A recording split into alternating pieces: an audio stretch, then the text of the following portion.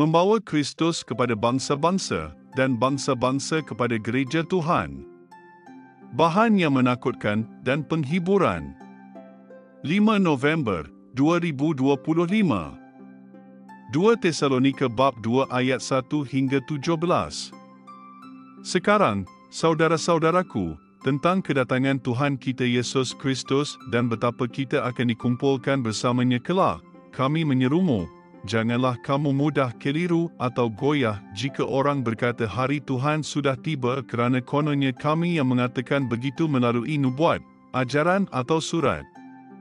Jangan sekali-kali biarkan sesiapa memperdayamu, kerana hari itu tidak akan datang sebelum berlakunya kemurtadan dan manusia leluasa, iaitu anak kebinasaan menampilkan diri. Dia akan menentang dan meninggikan dirinya daripada semua yang disembah manusia. Dia akan duduk di dalam bait Allah dan mengisytiharkan dirinya sebagai Allah. Tuhan Yesus akan membunuhnya dengan hembusan nafas dari mulutnya dan membinasakannya dengan sinar gemilang kedatangannya. Mi sampaikan secara lisan atau melalui surat. Semoga Tuhan kita Yesus Kristus sendiri dan Allah Bapa kita, yang mengasihi kita dan menetapkan hati serta meneguhkan harapan baik kita selama-lamanya dengan kasih kurnia-Nya, memberimu perangsang dan kekuatan untuk berbuat dan mengatakan yang baik. Paulus sedang menghiburkan jemaah Kristian di Tesalonika. Mereka gelisah kerana terdapat dakwaan bahawa Yesus sudah kembali dan mereka tertinggal di belakang. Paulus menegaskan bahawa hal ini tidak benar. Jemaah ini juga tahu bahawa kepulangan Yesus tidak akan berlaku sebelum anak kebinasaan muncul terlebih dahulu. Ia lebih dikenali sebagai penentang Kristus dengan huruf besar P.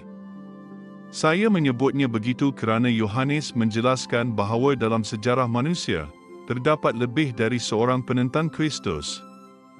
Yohanes menulis, "Anak-anakku, akhir zaman sudah hampir menjelang. Kamu telah diberitahu bahawa Dajjal, penentang Kristus itu, akan muncul.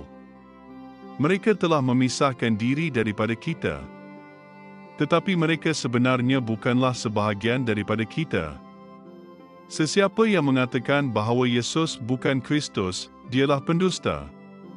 Orang itu tidak mengakui Bapa dan Anaknya, dan dialah Dajjal, penentang Kristus."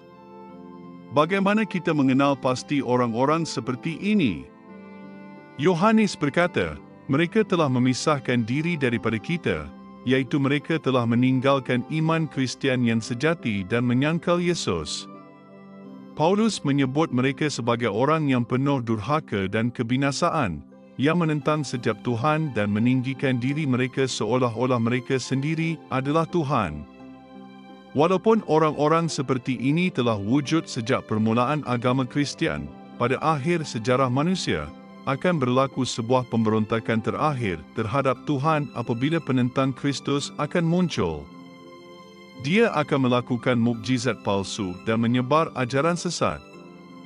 Ini tidak menghiburkan kita, ya. Namun begitu, penghiburan akan datang kerana Yesus sendiri akan mengakhiri segala kejahatan ini buat selama-lamanya. Paulus mengatakan bahawa hembusan nafas Yesus sahaja sudah cukup untuk memusnahkan kejahatan ini. Lepas itu, Yesus akan mengumpul umatnya dari seluruh penjuru bumi untuk bersama dengannya buat selama-lamanya. Kita adalah umatnya jika kita percaya kepada Yesus yang mengasihi kita dan menyerahkan nyawanya di atas kayu salib supaya kita diampuni, diperbaharui dan diterima sebagai anak-anak dalam keluarga Tuhan. Yesus telah bangkit semula dari kematian dan tidak akan mati lagi. Dia telah berjanji untuk membangkitkan kita juga dari kematian. Inilah yang kita nantikan dengan penuh harapan.